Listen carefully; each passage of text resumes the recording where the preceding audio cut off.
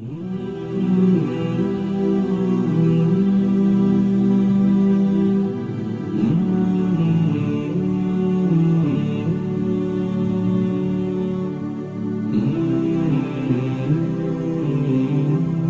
name is Davud, or David.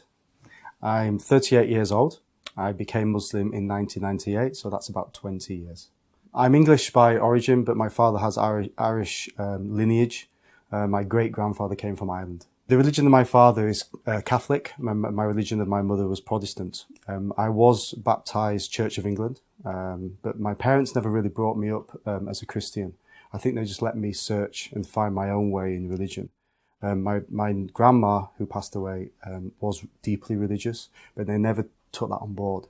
But I did start to find out about my own religion before I accepted Islam. So I did have a phase of looking into Christianity and looking into my kind of indigenous beliefs, which was obviously Catholicism or Protestant Christianity.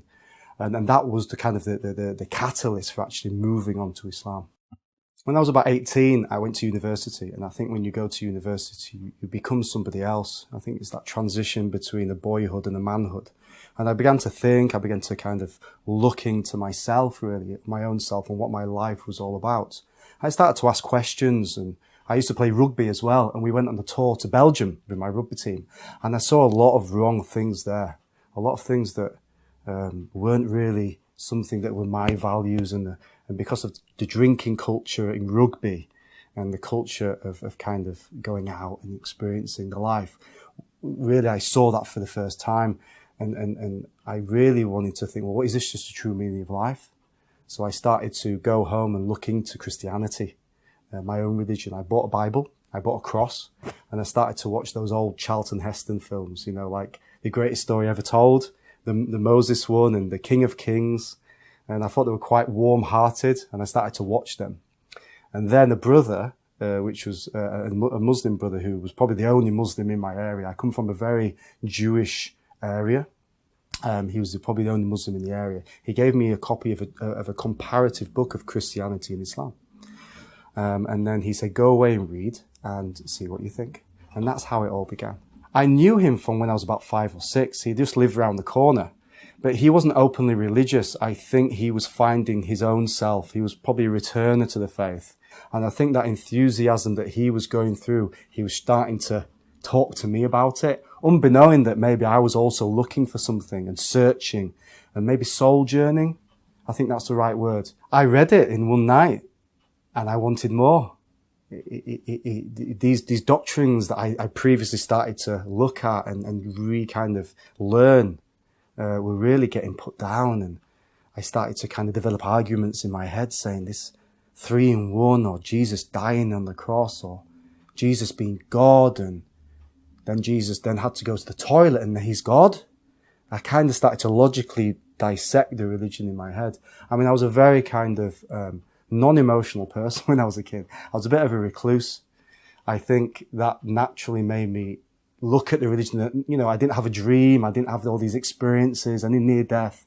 I was brought up very, very well. I had 2 fantastic parents. I was brought up in more like a middle to upper class background. I was educated, and I had no real desire to kind of find out about religion. It's just something that it kind of hits you in the face and you try and brush it off, but then it comes back again and you try and brush it off and go, no, this is not happening. But it's something that I think you cannot control, this feeling or this urge to know what life is truly all about. The particular brother who lived near me was listening to a speaker that was really kind of close to him. I think he was a convert to Islam from America. And I think it kind of met well with him, and he was a very fantastic orator, and he was a very enthusiastic speaker. And I think it spoke to him, and he started to pass the tapes on to me, and I started to listen to them at home, which caused a lot of problems at home because my mother started to find these tapes in my cupboard and said, "What are you doing, David? You know, we have found these books. You become some sort of extremist."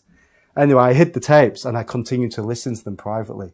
And then this particular speaker, probably about a couple of months, decided to come to the UK, and I was invited there. I went to see him, and I expressed to my friend, I just want to believe, because this speaker is just saying everything. And I think because he was a convert as well, I felt as though I wasn't alone. I felt, well, if he could do it, I can do it.